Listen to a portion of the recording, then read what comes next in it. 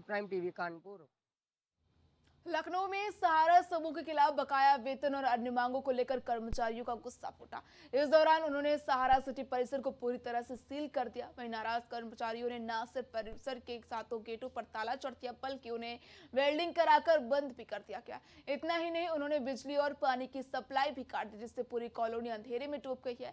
वहीं कर्मचारियों का कहना है कि सहारा प्रबंधन उनकी समस्याओं पर ध्यान नहीं दे रहा है और पूरी तरह से चुप्पी साधे हुए। धरने की सूचना मिलते ही पुलिस विभाग जो है मौके पर पहुंचा, लेकिन कर्मचारियों ने साफ कर दिया कि जब तक उनकी मांगों पर ठोस आश्वासन नहीं मिलेगा, तब तक सहारा सिटी का एक भी गेट नहीं खुलेगा।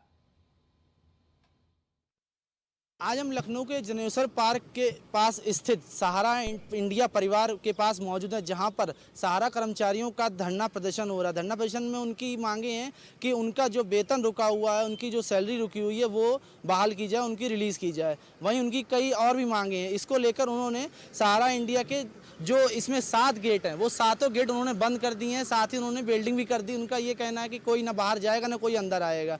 वहीं यहाँ इस जगह पे प्रशासन भी मौजूद है, जो कि स्थिति संभाले हुए है।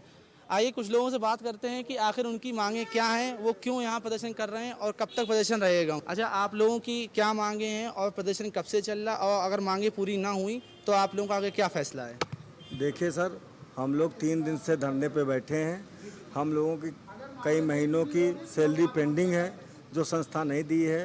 पीएफ पेंडिंग है 2014 से, जो संस्था ने जमा नहीं किया है। अच्छा, कब से आपकी सैलरी रुकी हुई है? मतलब 6 महीने, साल भर, कब से रुकी है? 2014 से हम लोगों की सैलरी जो है रुकी हुई है। हर साल 3 महीने 4 महीने की सैलरी रुकती आ रही है। 33-34 महीने की सैलरी पेंडिंग है हम लोगों की। लेकिन 2014 से मान लिया आप बता रहे रोकी गई है, लेकिन उसके बाद प्रदर्शन आप अब कर रहे हैं, तो ऐसा क्यों? प्रदर्शन क्यों ना करें साहब? जब नगर निगम यहाँ आकर के अपना बोर्ड गाड़ रहा, पुलिस फोर्स के साथ आपके सामने पुलिस फोर्स बैठी हुई है, कवर कीजिए। नगर निगम बोर्ड गाड़ रहा है, नगर निगम कह रहा है कि ये 2 दिन या 3 दिन में है, हम ले लेंगे। हम लोग कहाँ जाएंगे? तो नगर निगम सामने आपने वहाँ मांग रखी नहीं अपनी? नगर निगम के सामने हम सरकारी महकमा है, हम उनसे क्यों मांग रखेंगे? अगर उनसे आप कहते तो हमारी अभी सब चीजें रुकी हुई हैं, सैलरी रुकी हुई है, समस्या है। रखी गई, नगर आयुक्त आए थे, ये बात रखी गई कि हमारा सब कुछ भुगतान नहीं हुआ है, आप ले लेंगे तो हमको कौन देगा? ठीक, ये बात रखी गई। नगर आयुक्त बोले कि हम बात करके बताएंगे। हम लोगों को कोई आश्वासन नहीं मिला, बस एक सादा पेपर दे दिया गया था, जिसमें कि ये कहा, मतलब ये हुआ कि आप यहाँ से रिटायर हो गए। मेरा रिटायरमेंट पिछले साल हुआ था, बट मैं यहाँ पे एज ए मैनेजर स्टोर देखता था। तो 1 साल का हमको इंक्रीमेंट मिला था।